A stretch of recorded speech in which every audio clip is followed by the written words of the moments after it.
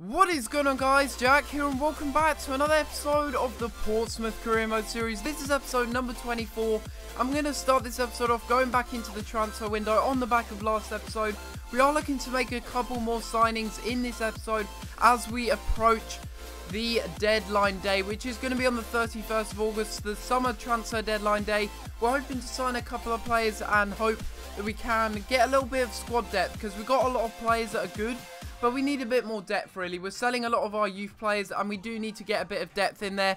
We got a couple of games coming up as well before the deadline day, and we got a game here against Luton Town in the J-Paint Trophy, and we've also got a game in the Football League 1 against Colchester, so it should be very interesting. And let's have a look at the players that I'm looking to buy. So a lot of people were adamant in the last episode that I should go ahead and try and pick up a left back, and his name is Ben Purrington, the left back from Plymouth Argyle, and I have to say he does look pretty decent. He's got a lot of potential on him as well, so he's certainly a player that I'd be interested in signing. The only problem is he doesn't have a face, but I'm not going to let that fade me because his stats look amazing and he's got about 77 potential. So I think I'm going to go in for this guy, and the best thing about it, he's on low wages and his contract is expiring in 11 months, so I know I can get this guy on the cheap. He's already 67 overall, which is ridiculous. He starts off at about 55, I think, so heaven knows how he's been boosted that far up. I just have no idea.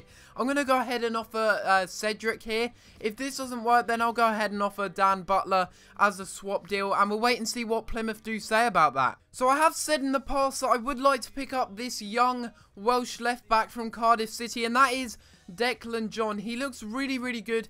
Probably not as good as Ben Purrington, granted, but he has a face, and that is what really does make me want to buy him over Ben Purrington, basically. But he is on quite high wages, and it doesn't look like so far that I'm going to be able to get him from what Cardiff have been saying. I mean, I could try and go in for him again.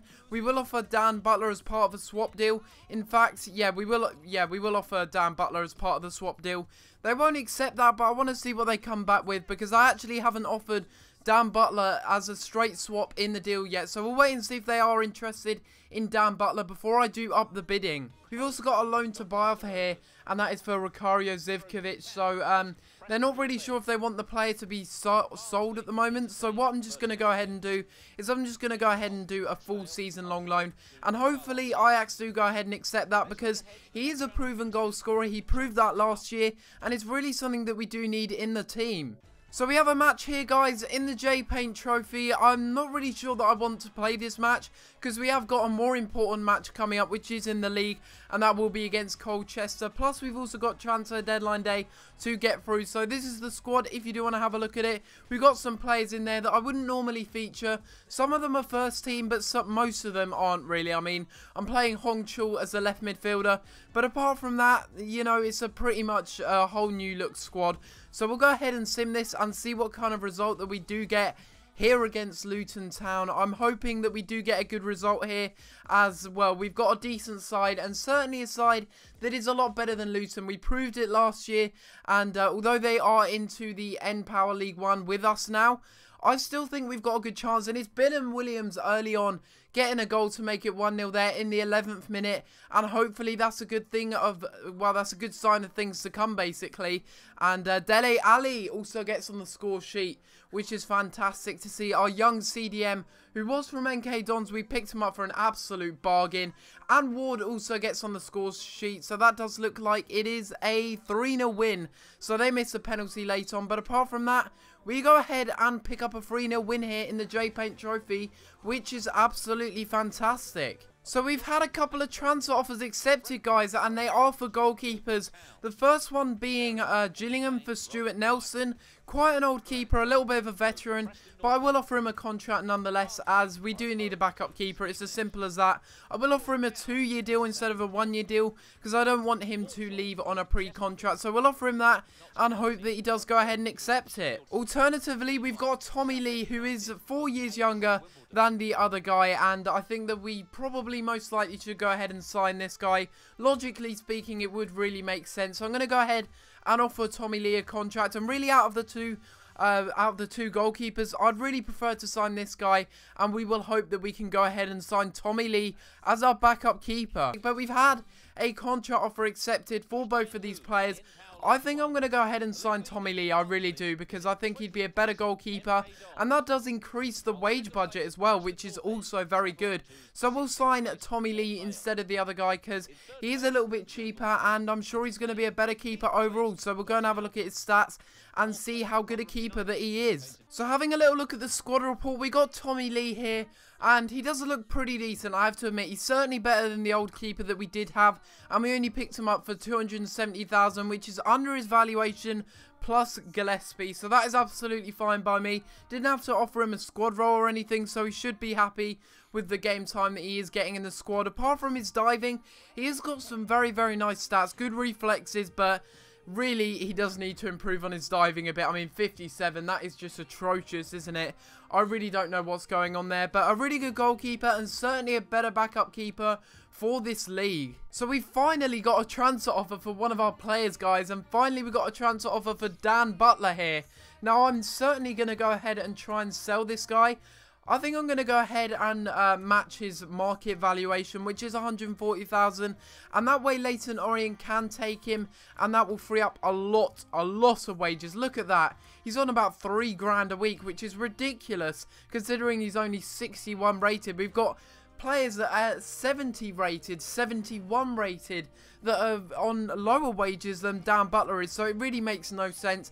We will counter offer his market valuation, and we will hope the Leyton Orient do go ahead and accept that. We have a game here against Colchester, guys. As you can see by the league table, we are currently sitting in 8th place. We really need to improve if we're going to catch up with Barnsley and Preston at the top of the table. And let's hope that we can go ahead and pick up a win in this match. I will show you the lineup as we go into the match, but let's get into things here. So this is the team that I'm going with, guys. You can see that I've got Tata in the lineup behind the strikers, which are Ward and Morpay. I can swap it around if things aren't working in this match. But we've also got Wallace out on the right mid. We've got Guerrilla, Romagnoli, Blackett, Hong Chul and Funzo Ojo is starting in this match, as well as Loach in goal and Ibe on the left midfield position. So let's go into this match and let's hope that we can get a bit of a better result in this match. No one is running, that's my problem. No one is making any runs whatsoever. Tata is our only good player at the moment. Cut inside. There we go, fake shot inside. Can we get a goal? Yes, we can. What a fantastic goal that is, and it's Tata once again scoring the goal. I'm really surprised that I scored that actually at the near post. I was just hoping for a corner, but we managed to sneak it in at the near post, and really the goalkeeper should have done a bit better there, but it was a powerful shot.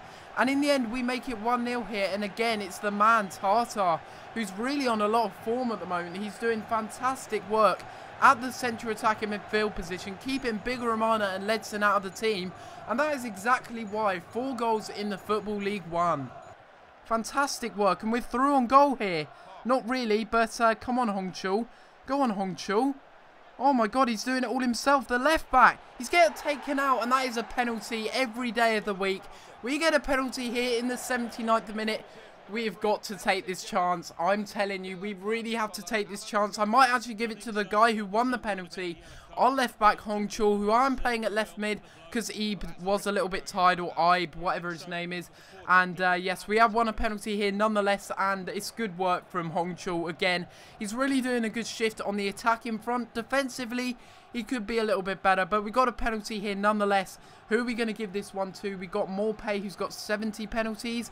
Hong Chul has 72 though. He's got better stats overall, so I'm going to give it to him. I trust him. In Hong Chul we trust. Can he score this one here? I really do hope he can, as he steps up for this. It's really taking forever with the animation. That's really not necessary here, but come on. Let's get this goal here, please. Please, there we go. We made it 2-0 in this match, and it's Hong Chul to get the goal from the penalty spot, and he won the penalty. He's hit the penalty, and he scored the penalty. Made it 2-0 here, and it looks like it's game, set, and match for Colchester. There we go, guys. We managed to get a more convincing 2-0 win there, and it was a very, very intriguing game indeed. We managed to get 2 goals in this match, which tells me maybe we don't need to sign Zivkovic, but I'll give it a few more games before we decide if we are going to go ahead and sign Zivkovic again. We won it 2-0, Tata getting a goal and Hong Chul, so both of our pre-contract signings managing to get on the score sheet, and I have to admit, Hong Chul is looking like a really good bargain here as a pre-contract player. He's done a good shift defensively and attacking as well. So we win the match 2-0 and a much improved result here. So here we go into transfer deadline day, guys. Really the only signing that I do want to make is of a left back. So you can see Dan Butler has completed his move to Leyton Orient, which is absolutely fine by me. We've got players leaving on international, which is also fine. And we will also go back in for Ben Purrington and also Declan John. But before I do that, I want to make sure that I put in a decent enough bid. So what I'm going to do is I'm going to make sure that I adjust the wage budget there, so I've got at least enough to try and put in a bit of an improved transfer offer for either of these players. If I'm going to be signing a left back, most likely it's going to be Ben Purrington. He'll be the most affordable player that I could probably sign. Sorry. Really good physical stats, and we've already seen his stats already. We just need to go in for him now and send a transfer offer. So 440,000 wasn't enough, so I'm going to go ahead and offer 540,000. In fact, 520,000. Let's go ahead and see if they do accept that. I would be over the moon if Plymouth go ahead and accept that, because he does look like a really good left back for the future. Right, 9 hours left. Will we get any news back? We got quite a few emails back, probably most of them being the free agents, but we have had a transfer offer accepted finally. And it's a massive overspend, I do know. And it is, of course, for Ben Purrington. Like I did say, yes, it's a massive overspend. But I really do want to sign this guy so badly. And I do need a better defensive left back than Binham Williams as backup. May actually send Binham Williams out on loan if he doesn't get any game time. But we'll have to wait and see. We will give this guy a contract. And we will hope that he does go ahead and accept it. With loads of time to spare, so maybe we can also sell a few players that we're not going to be using as well. So again, he wants a bigger role. That's absolutely fine, and we will actually offer him a bigger role this time. We will offer him important first team player, and he should go ahead and accept that now. So let's advance. You can see the top deals there. Varane has gone to Liverpool, Pogba's gone to PSG, and also Trapp has gone to Valencia. So that is quite interesting. But now one of the top deals is Vargas, but we've signed Ben Purrington, and he's going to be coming into the club as soon as I adjust my wage budget. So there we go. I've finally figured out how to adjust my wage budget properly. So we're going to go ahead and sign Ben Purrington now. He's going to be coming into the club. Very expensive. But if we are going to be selling this guy later on in the series, we're going to be getting top dollar, because he is one of the best young left backs in England, basically, in my opinion. I don't know if that's true, but on FIFA he is one of the best left backs in England. I'm not talking about real life here. You can judge how good Ben Purrington is in real life, but there we go. We have signed Ben Purrington, and let's go and have a little look at his stats now. So here's a little look at Ben Purrington's stats. If you didn't see them earlier, he's got some very nice physical stats. Great stamina on him for a left back, good strength, and overall just very good stats. I have to admit, good interceptions there, and he's got good crossing as well. His ball control could be a little bit better, but we can deal with that. Really good marking, great stand tackle, and overall he could be a very good solid left back for us. He's got the early crosser trait, which is quite interesting, and certainly a player that, although we did pay a lot for, I think he could turn out to be a fantastic player for us. But maybe down the line our paths will cross, and we may actually end up signing him. And that is the end of deadline day, guys. So we made a massive signing on deadline day, getting Ben Purrington at a huge expense, but nevertheless, I'm sure he's going to be a good player for us. And that is it, basically. That is the transfer window done and dusted. Right, this is going to be the end of the episode, guys. Hopefully you have enjoyed, and if you have enjoyed the video, please be sure to leave a like on the video and subscribe if you haven't already, as it really does help out my channel, guys. And in the comments down below, let me know if you would prefer me to do a Valencia side series, a My Player side series to the Portsmouth Career Mode series, or none of the above. You can vote in the straw poll. I would appreciate as many of you as possible to vote in the straw poll, which will be on screen now, or in the description down below, or in the comments. And apart from that, guys, I'm going to have to leave it there, and I'll see you next time for another video. Thanks for watching.